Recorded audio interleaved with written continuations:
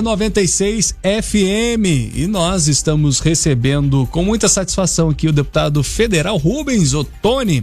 Nesse domingo, que foi no dia 16 de julho, o deputado federal Rubens Ottoni realizou o terceiro encontro regional do mandato em 2023 no Sindicato dos Bancários em Brasília, com o objetivo de discutir as ações do governo federal também em Goiás. Aqui em Anápolis, inclusive, teve também, né? Foi no sábado. E aí a gente vai saber também dele como é que foi esse encontro. Hoje encontro de Rubens aqui, né? Rubens Júnior e Rubens Ottoni. Rubens aqui. Bom, o fato é que o encontro ele contou com mais de 100 participantes, representando 19 municípios da região metropolitana lá do DF, Chapada e também Nordeste Goiano. Assim, o encontro se tornou um espaço para o diálogo e troca de ideias sobre as ações do governo federal, antes de receber sugestões dos municípios. E muito bem, deputado Rubens Ottoni, mais uma vez, seja muito bem-vindo à 96 FM, aqui no Foco 96. E como foi esse encontro, né? Aqui em Anápolis primeiro. Bom dia. Verdade. Bom dia, Rubens, Verano, satisfação estar com vocês. Minha primeira palavra aqui tem que ser uma palavra de parabéns, né? Parabéns aí, porque aqui nós estamos aqui na 96 FM e ontem nós tivemos a celebração aí dos 80 anos da chegada dos frades franciscanos no Brasil, né? Quando a gente fala aqui, a gente faz uma referência especial ao Frei João Batista Vogel, né? Sim. Com quem eu tive a oportunidade de conviver, participar, trabalhar aqui com ele, né? E que plantou aí a semente, né? De todo esse trabalho de comunicação dos frades franciscanos, a mas pela FM 96 aqui também, né? Mas falando do encontro, né? Você disse bem, nesse domingo nós fizemos o terceiro encontro, então uma rodada de encontros. Começamos na Assembleia Legislativa do Estado de Goiás, em Goiânia, na outra semana. Neste sábado fizemos aqui na Câmara Municipal de Anápolis, no domingo no Sindicato dos Bancários em Brasília. Movimentamos mais de 500 pessoas nesses três encontros, levando representantes de diversos setores do governo federal, falando sobre as ações que já estão acontecendo, mas principalmente, Rubens, para falar daquilo que pode acontecer, daquilo que pode ser aproveitado, daquilo que a comunidade pode usufruir, pode acessar. Então foi um encontro muito positivo, muito animado e com esse objetivo de servir, de informar e incentivar as pessoas a acompanhar as ações do governo. E agora, a partir desses três encontros, nós vamos fazer rodadas de encontro pelo estado de Goiás, nas regiões. A expectativa é fazermos 35 encontros até o final deste ano. Até dezembro deste ano vamos fazer 35 encontros nas todas as regiões do estado de Goiás. Inclusive na próxima quinta-feira já estaremos na região de Inhumas, lá falando com cerca de 13 municípios da região. Ô, deputado, seja bem-vindo aqui mais uma vez, obrigado por participar, interagir conosco. Essa interlocução é necessária, eu diria que ela é fundamental.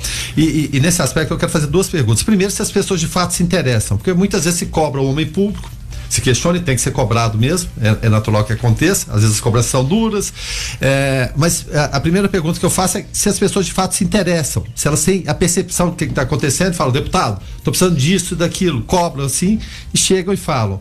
E a outra pergunta seria, bom, a primeira é essa, a segunda, quais são os principais investimentos do governo federal em Goiás atualmente?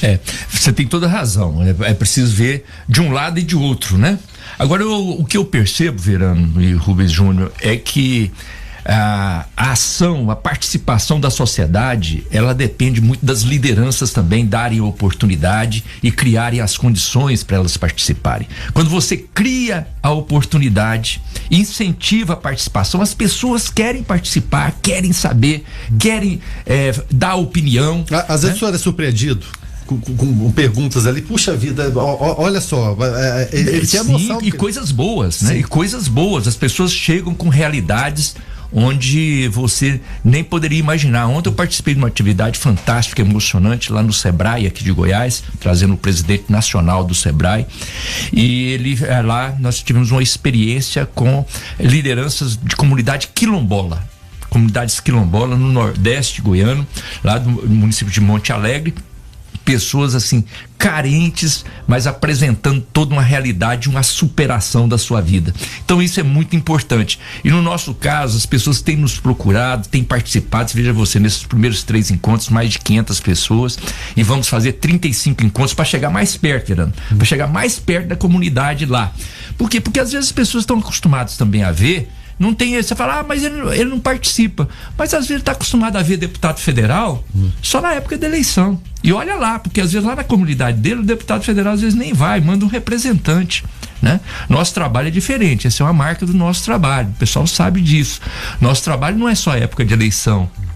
Independente de ser ano de eleição ou não ser, a gente anda o estado, conversa com as pessoas, dá oportunidade para as pessoas participarem, e é como você disse, Verano, mesmo assim as pessoas criticam, cobram, né? Acham que a gente não está fazendo, mas a gente faz esse trabalho justamente para cumprir a nossa missão, né? Nós estávamos falando aqui dos frades franciscanos, cada um na sua área, cada um no seu espaço, cumprir a sua missão. Missão de quê? De servir as pessoas. E na política é isso. A política é um espaço de servir as pessoas, de buscar o bem comum, de fazer com que as pessoas estabeleçam. E o Verano fez uma pergunta, a segunda pergunta dele, nesse rumo. Quais os investimentos que tem no Estado para o nosso povo? Isso é fundamental. Nós iniciamos esse ano, e às vezes no primeiro ano de governo, Verano, tem aquela velha história, não, mas o primeiro ano é o ano de organizar a casa, o ano que vem vocês vão ver que a gente vai ter alguma ação. Não, o governo do presidente Lula já começou, como o pessoal diz lá no interior, fala assim,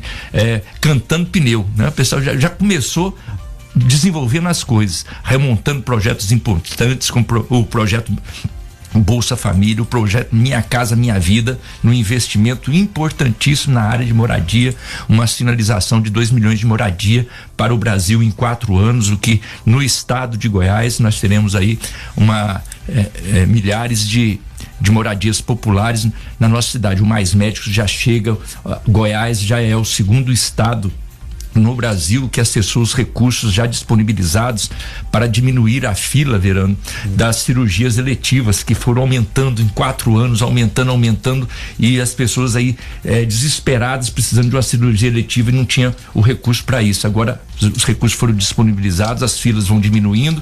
Goiás foi um dos estados que mais acessaram nesses últimos 60 dias. Então nós estamos assim muito satisfeitos. O programa Mais Médicos chegando para poder garantir médicos em todos os municípios de Goiás, porque por incrível que pareça, nós tínhamos em Goiás vários municípios que não tinham médico, porque os médicos não tinham interesse de ir para lá, e agora com o programa Mais Médicos será disponibilizado, terá um incentivo, né, maior para que os médicos estejam lá. Não quer dizer que está tudo resolvido 100%, mas as coisas estão acontecendo, muitos investimentos e criando as condições para as pessoas melhorarem. Lançamos ontem, o governo federal lançou ontem o programa Desenrola. O programa Desenrola é um programa para poder garantir crédito para as pessoas tentarem acessar e melhorar a sua vida. Tem pessoas que às vezes não têm crédito, Verano, Rubens Júnior, por causa de uma inadimplência de R$100 no banco, e aí trava tudo e ele não pode ter acesso a nada. Então, a partir de ontem, o programa Desenrola vai atender mais de 1,5 milhão de pessoas. Só em Goiás, cerca de 50 mil pessoas, e aproximadamente em Anápolis, cerca de 5 mil pessoas que estão nessa situação, que às vezes por causa de R$100 no banco, tá tudo travado para ele, cria uma dificuldade danada, e ele fica numa situação. E também negociações de dívidas em bancos com situações privilegiadas, com incentivo do governo federal. Em relação ao programa do governo para a aquisição do carro zero, né, deputado? A gente pensava o seguinte: carro popular, né? Carro popular, mas a partir de R$50 mil, né? Seria um carro popular, mas o preço foi um pouquinho mais acima. Ele não foi estendido, né, ainda. Ele está em processo de amadurecimento, foi uma forma de teste para esse projeto do governo federal, e pode ser estendido ainda? Esse incentivo foi para o carro popular. Além do carro popular, chegou a um patamar maior, mas o carro começou com o carro popular, né? E esse incentivo, ele deve ser ainda prorrogado, né? Mas nós estamos trabalhando uma coisa mais importante ainda do que o incentivo ao carro popular. Nós estamos trabalhando para poder ter um incentivo para que nesses 4 anos ele crie uma condição melhor para que o transporte público, transporte coletivo público, ele também seja acessível e seja de qualidade. Porque isso também ajuda também na mobilidade urbana.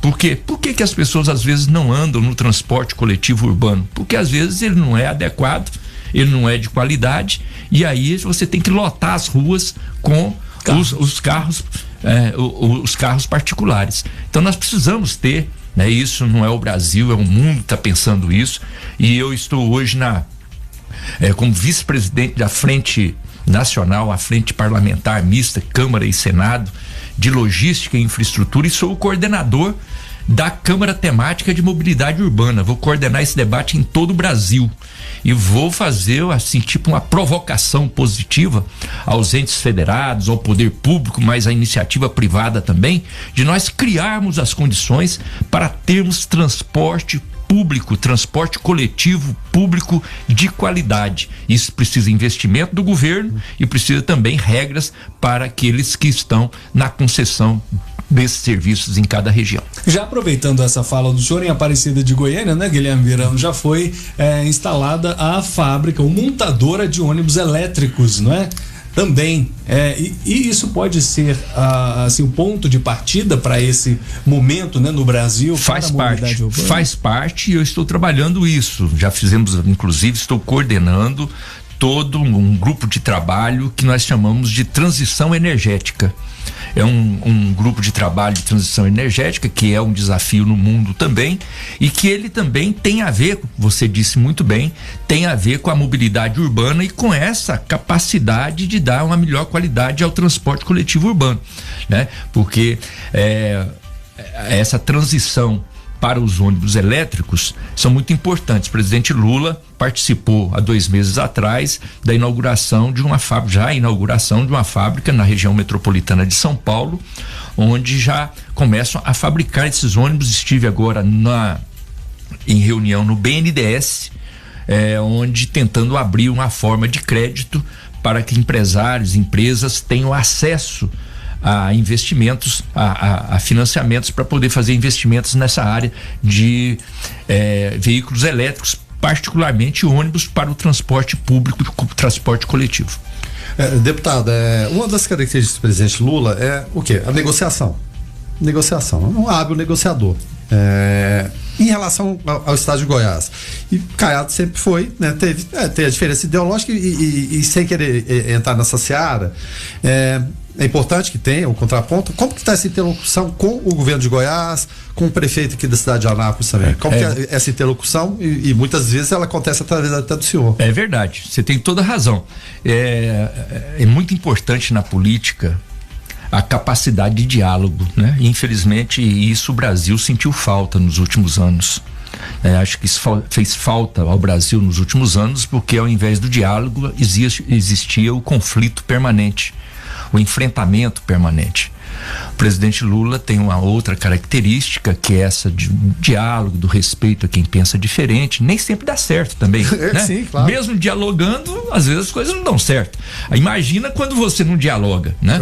Mas, e faz parte, você citou bem aqui o prefeito de Anápolis, o governador do estado, sabidamente tiveram posições totalmente diferentes no processo eleitoral, mas isso para nós não significa nada. E você me citou bem, eu também, porque como eu sou liderança aqui do governo federal aqui, eu poderia aqui na ponta querer agora aproveitar para tentar descontar, porque agora nós somos governo, nunca, né? E a população de Anápolis nos conhece, o povo goiano nos conhece e sabe da nossa responsabilidade, da nossa maturidade de estar na política para servir, independente se o prefeito é do partido A, B ou C, se o governador apoiou ou se não apoiou.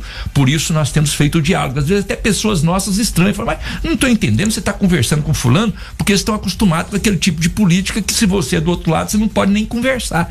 Não, quando você às vezes você tem uma posição diferente, mas não quer dizer que em tudo você não possa trabalhar. Às vezes você tem 10, 20, 30% ali que você tem condição de trabalhar junto, e é importante trabalhar junto para que aquele benefício chegue à comunidade. O caso de Anápolis é esse.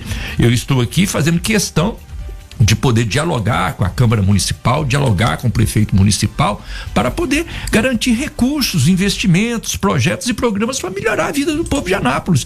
Com o governador Caiado, a mesma coisa. Já me reuni com ele várias vezes, já trouxe ministro. Ontem, a ministra da Saúde, Nízia Trindade, esteve em Goiânia, inaugurando ação importante lá na Universidade Federal, e trouxe ontem também o presidente do Sebrae, Décio Lima, que eu citei aqui rapidamente, para uma atividade importante de apoio aos pequenos e micro empreendedores. Então tudo isso está sendo feito. Então nós temos essa responsabilidade. Nós estamos na política, não é para brigar, não é para puxar para o nosso lado. Nós queremos servir. Eventualmente, é claro que a gente tem opinião diferente, temos opinião diferente. Tem um governante que pensa de um jeito, nós pensamos de outro. Agora, não quer dizer que para mim estabelecer a minha ideia, eu tenho que pisar, eu tenho que desmerecer, eu tenho que desqualificar o outro. Eu tenho que ter capacidade de ganhar a confiança da população, mostrando que eu posso fazer mais, mostrando que eu posso fazer melhor, não é desqualificando o trabalho do outro. E é assim que a gente tenta trabalhar. Nós estamos recebendo com muita satisfação o deputado federal Rubens Ottoni, que nós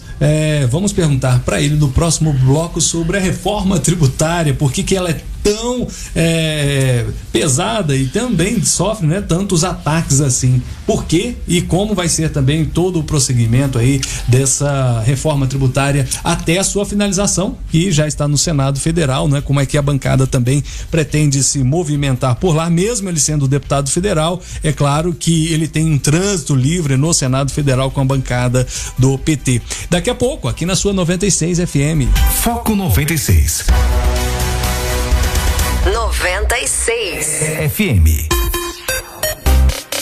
A FM oficial de Goiás. 96 FM 7h20. 96. Muito bem, hora de conferir ofertas da rede Floresta Supermercados. Olha só, elas valem para essa terça e também quarta-feira, enquanto durarem os estoques, das 3 unidades. Ali no centro, bem em frente ao Camelódromo, no Parque Brasília e também a Avenida Tiradentes. Olha só, tem batata extra, repolho verde ou banana prata no quilo, apenas R$ 2,89. Também a senha ou músculo bovino, R$ 18,99 o quilo. E o peito ou paleta bovino, a R$ 19,99 o quilo. A rede Floresta Supermercados, sem preços baixos, sempre. Especializadas em tintas e produtos automotivos, a Toque Final e a Reparo Tintas trazem para você a mais alta tecnologia em ferramentas como compressores de ar, macacos hidráulicos, politriz, lixadeiras, lavadoras de alta pressão, furadeiras, parafusadeiras e panos de microfibra. Permitem lavar e secar seu carro sem riscar a pintura. A Reparo Tintas fica na Avenida Brasil Sul, número 663, e a Toque Final na Brasil Norte, número 1220. 96. Não perca o foco, olha só quem chegou trazendo um monte de novidades e a melhor opção em óculos. É claro que eu estou falando da Opção Ótica. São 30 anos no mercado e a Opção Ótica também oferece um serviço personalizado de ajuste e adaptação em óculos, garantindo assim o máximo de conforto e qualidade. A Opção Ótica tem 4 unidades em Anápolis, na Rua Barão do Rio Branco, na 15 de dezembro, em frente à Praça Bom Jesus e na Avenida São Francisco, no Jundiaí. Não perca o foco, Opção Ótica. Atenção! As 5 coisas que você precisa saber sobre os serviços oferecidos pela Saga Toyota. 1. Manutenção preventiva com equipe treinada e certificada. 2. Serviço de pintura expressa para pequenos reparos rápidos. 3. Estética automotiva com instalação de películas térmicas, vitrificação, polimento e muito mais. 4. Pneus com os melhores preços e condições do estado. 5. É a maior e melhor concessionária Toyota de Goiás. Saga Toyota, Goiânia, Aparecida de Goiânia e Anápolis. 96. Bom dia, lembram de mim? Eu sou a Dulce da São Caetano Materiais para Construção. Estou aqui só para contar para vocês que a loja está de cara nova e cheia de novidades. Se você vai construir, reformar ou dar uma repaginada para o cantinho da sua casa, na São Caetano Materiais para Construção você encontra tudo, do básico ao acabamento. A São Caetano Materiais para Construção fica na Avenida Brasil Sul, 4874. Estou te esperando, hein? O que você espera do seu futuro profissional? A Uni Evangélica ajuda você a alcançar sonhos. E a única coisa que você não pode fazer é continuar esperando. A hora de transformação chegou. Venha fazer seus objetivos virarem realidade. Transfira seu curso para a Uni Evangélica. Aproveite a isenção de matrícula e desconto de 50% até o fim do curso. Essa é sua chance de estudar na melhor universidade de Goiás. Inscreva-se em unievangelica.edu.br. 96.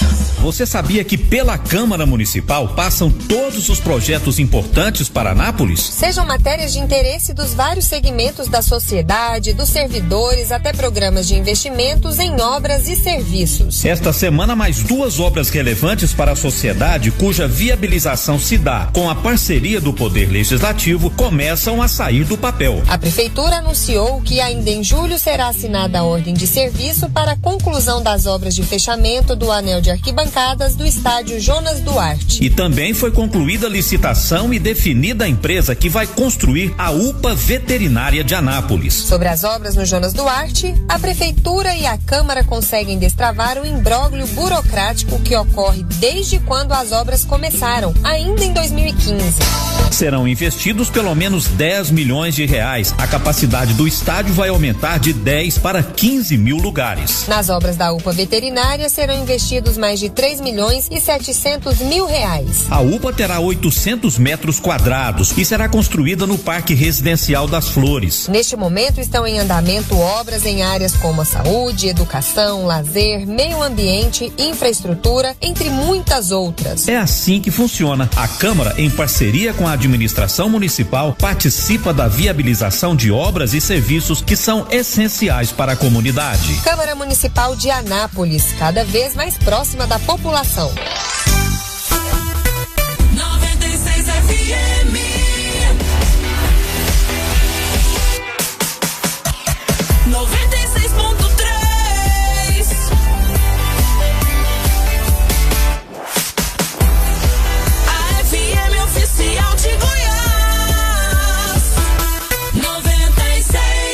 Foco 96.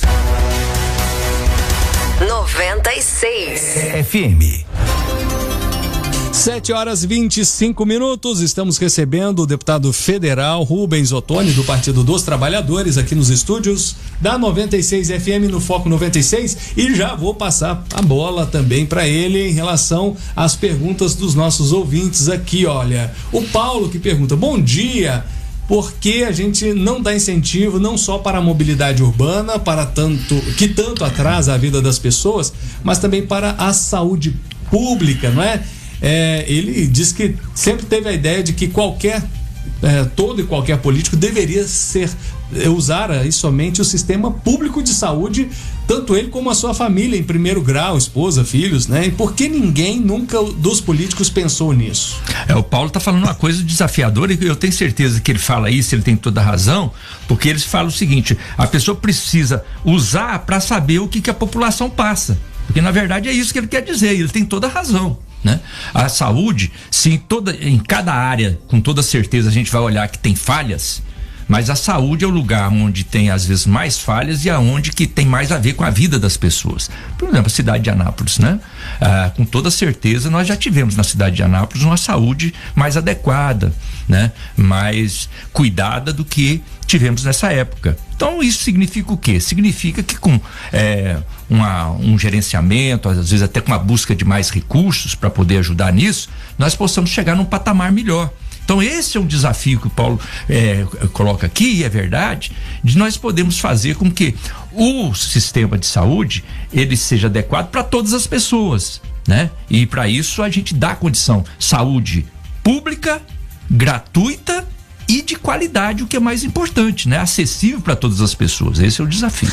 Pergunta do Bruno Albuquerque. Bruno de Albuquerque pergunta: bom dia. Pergunta ao deputado o que ele acha do pagamento de emendas bilionárias horas antes da aprovação de projetos. Essa é a pergunta. Bruno, essa questão é muito importante. Toda semana, todo mês vai ter votação de projetos importantes. E as emendas parlamentares, elas valem para todo ano. Então, todo mês tem liberação de emenda e todo mês tem votação importante. Então, em qualquer mês, em qualquer votação, alguém vai achar que tem liberação de recursos para aquela situação. Agora eu dou o meu exemplo. Aí o pessoal, Bruno, você que fez a pergunta, liberar emenda de tantos milhões no mês de tal e foi votado tal matéria. Você acha, Bruno, que o governo federal do presidente Lula precisava liberar recursos para mim votar com ele? Eu já sou do governo. Então mas, deputado, não precisaria liberar. E tá lá entre. Não tô falando porque saiu a matéria mostrando lá que o deputado Rubens Ottoni, então foi liberado não sei quantos milhões do deputado Rubens Ottoni. Mas em relação à oposição, por exemplo, deputado, porque muita gente relaciona.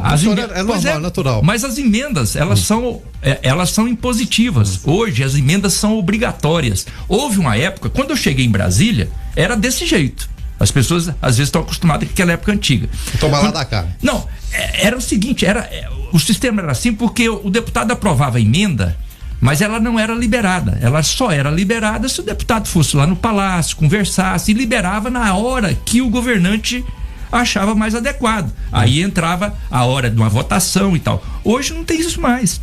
Hoje não tem. A emenda, ela é impositiva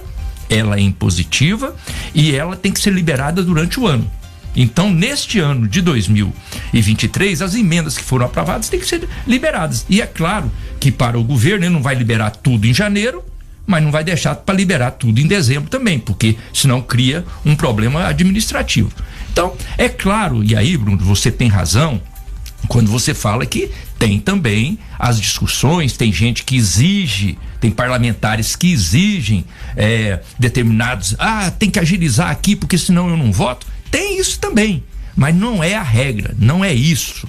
O que acontece é que as emendas, elas acontecem durante todo o ano e votações acontecem todo mês, toda semana, né? Agora, existem procedimentos diferentes, às vezes existe. Agora, é como o Verano perguntou aqui no início, falando assim, do outro lado, a população também interessa? Lá é a mesma coisa. Às vezes a iniciativa não é nem do governo, a iniciativa é do parlamentar que faz, agora eu aproveito a oportunidade para tentar aqui agilizar alguma coisa que está atrasado que eu quero colocar em dia. Existe isso? Isso faz parte da política, está no campo da negociação.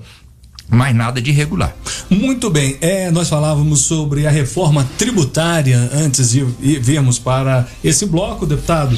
Por que ela é tão difícil, né, de ser aprovada, se percorrer um longo caminho, polêmica, por quê e quais são os benefícios ou também aqueles pontos que podem ser melhorados para que Goiás, por exemplo, como se fala pelo governador, né, terá muitos prejuízos.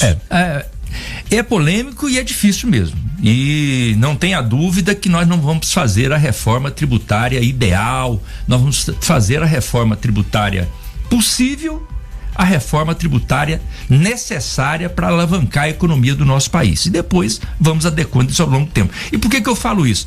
Reforma tributária, você tem razão, são mais de 30 anos que estamos discutindo uma tentativa de fazer um novo modelo tributário para o Brasil. Esse modelo tributário, é importante que os nossos ouvintes saibam, esse modelo tributário é da época da ditadura militar. No processo depois da redemocratização, depois de 85, não foi ainda modificado esse sistema tributário. Então, ele é um sistema arcaico, atrasado, penoso, pesado, e a economia sofre isso, às vezes impede de investimentos importantes chegarem ao Brasil, gerando emprego e gerando renda. Então é por isso que nós precisamos fazê-la, mesmo que não seja a reforma dos sonhos, mesmo que não seja aquela ideal. Se a gente fica esperando a ideal, não acontece nada. Agora, por que também, Rubens, que ela é tão difícil de ser feita? É porque o Brasil é um país muito diverso. Na verdade, o Brasil é um país continental, onde nós temos vários países dentro do mesmo país. Se pegar os estados brasileiros, alguns estados brasileiros são maiores de alguns países da Europa. Não é para não falar de outros lugares, mas da Europa. Então, agora você imagina, o que é bom lá pro Acre, mas acertou aqui que pro Acre isso aqui vai ser ótimo, mas pro Rio Grande do Sul não é. Aí acertou pro Espírito Santo, mas pro Mato Grosso do Sul não é. Acertou pro Pernambuco, mas para Goiás isso não faz bem. Então daí a dificuldade de fazer um ajuste para poder acertar. É por isso que eu até não tenho, assim, muito receio de dizer que a reforma tributária no final, ela será uma reforma tributária com um entendimento geral entre todas as forças. Na Câmara já foi. Na Câmara, uma matéria tão polêmica como essa, poderia se pensar que, aprovou essa matéria, apertar 2 votos de diferença, como nós já tivemos outras vezes, 5 votos de diferença, 10 votos de diferença. Não, foram 250 votos de folga. Isso significa o quê? Que existe um entendimento da importância de se fazer, independente de partido político, independente de ser situação ou oposição. Mas tem problema ainda? Tem problema sim, mas esses problemas estão sendo ajustados. Agora no Senado, muita coisa ainda vai ser organizada e vai ser remodelada a partir daquilo que sobrou. Precisa compensar aqui. Não é que não vai fazer. Tudo bem, desse jeito que vai fazer. Você citou o exemplo do governador do estado. Ele está insistindo ainda com algumas coisas. Isso aqui nós vamos ser prejudicados. Então vamos descobrir uma maneira de fazer a compensação. Então é isso. Nós vamos ajustar isso. E o governo tem se colocado à disposição. Tanto é verdade que houve essa folga muito grande. Por quê? Porque as pessoas, os estados estão percebendo que, de qualquer maneira, fazendo a reforma tributária, os estados ganham, os municípios ganham. Por quê? Porque simplificando a arrecadação e simplificando o nosso sistema, você arrecada mais. E é claro que arrecadando mais, mesmo a pessoa fala assim, mas agora a minha parte vai ser menor. Mas às vezes você tem uma parte menor de um bolo maior. E no final você tem mais recursos nos municípios e nos estados. Deputado, voltando para a questão da infraestrutura, é claro, a gente tem que pensar o estado como um todo, mas há muito a cobrança aqui em Anápolis em relação a demandas que estão aí há muito tempo e não são resolvidas. Aí volta sempre naquele mantra, né? Anel viário, aeroporto de cargas, enfim, tinha a questão também do centro de convenções. Como resolver isso? De que forma isso tá sendo encaminhado para se dê uma solução? Aeroporto de cargas, por exemplo, é viável, não é viável? Vai acontecer, não vai acontecer? E a gente sabe que algumas demandas são de competência federal, outras estaduais, outras municipais.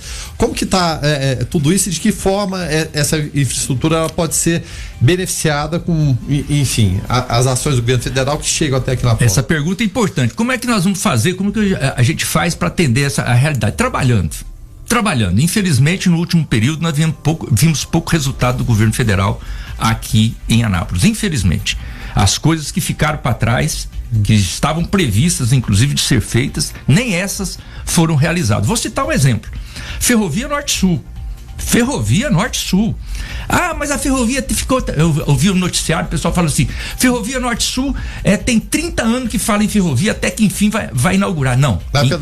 Em Goiás não. Primeiro metro de ferrovia que foi construído em Goiás foi em 2004, governo Lula. 2004, eu entrei em 2003, conversamos, fizemos o projeto, fizemos a Valec, colocamos a Valec em pé. 2004 começou a Ferrovia Norte-Sul. Em 10 anos, Verano, em 10 anos apenas, nós fizemos 900 quilômetros de ferrovia. Veja, querendo trabalhar faz. 10 anos nós fizemos 900 quilômetros de ferrovia. A presidenta Dilma veio em 2014 aqui no Daia, inaugurou de Anápolis até o Porto de Itaqui, no Maranhão. Naquele dia foi lançado o desafio de Anápolis para o Porto de Santos. Depois, infelizmente, com a saída da presidenta Dilma, quem entrou não avançou, pelo contrário, entregou para uma concessão, para uma empresa, né? Fez nada contra a concessão, isso faz parte também do modelo gerencial, mas o fato é que agora foi preciso nós voltarmos, e eu estou trabalhando para que a Ferrovia Norte-Sul esteja efetivada, funcionando. Ainda não está funcionando. Nós estamos agora numa fase final da obra, já entregaram a obra, mas ainda está em vistoria, tem que fazer alguns reparos, tem que homologar na NTT, tem que depois fazer o arranjo comercial para poder fazer funcionar, para que a gente tenha a ferrovia do Porto de Itaqui, no Maranhão, até o Porto de Santos. Isso para Anápolis é vital, porque hoje Anápolis não tem saída para o Porto de Santos. E aí nós não temos às vezes competitividade em alguns produtos. Meu compromisso, e aí você perguntou como é que faz, meu compromisso é até o final do ano viabilizar a Ferrovia Norte-Sul, que estava, digamos, essa já estava encaminhada para o final, nem essa conseguiram colocar em pé.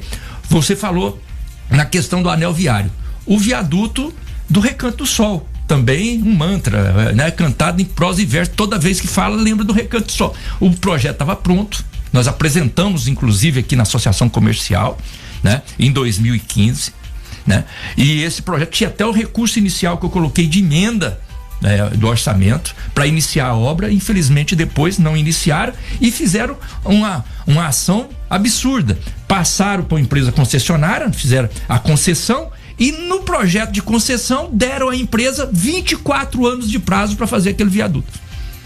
Veja que absurdo. Está no contrato, está escrito. Com a duplicação da BR-414 passando na porta da base aérea até a entrada para o presídio.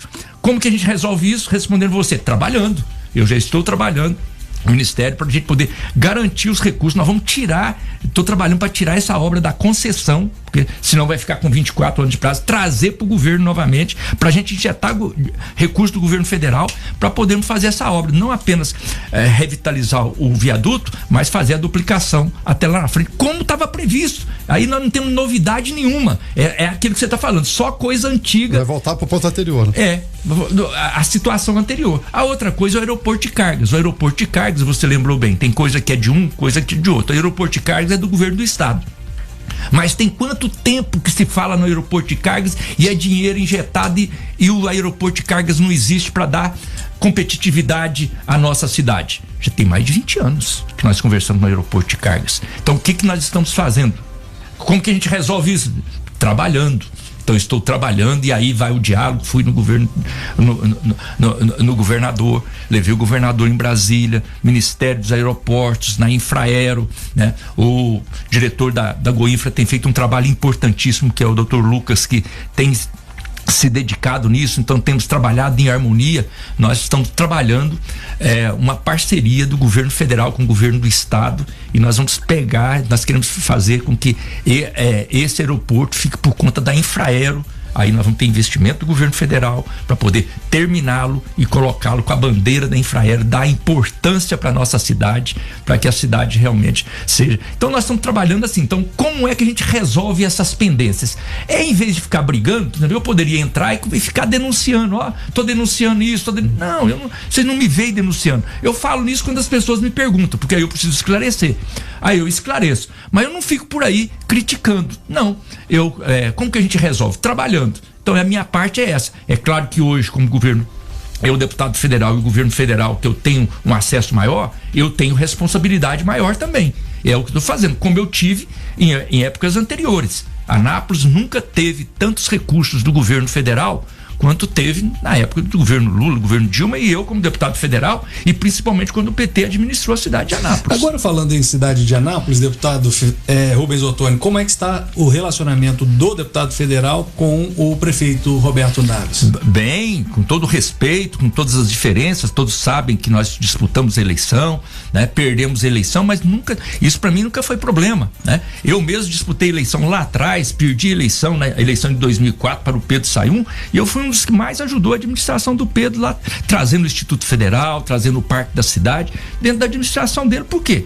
Porque a preocupação com a cidade. Agora a mesma coisa, eu tenho diálogo, tenho respeito, tem coisas que nós pensamos diferente, mas muita coisa nós pensamos igual. Nós queremos servir a cidade. Investimentos? Isso, muitos investimentos para a cidade. Quanto já veio? Ou já está direcionado, pelo menos?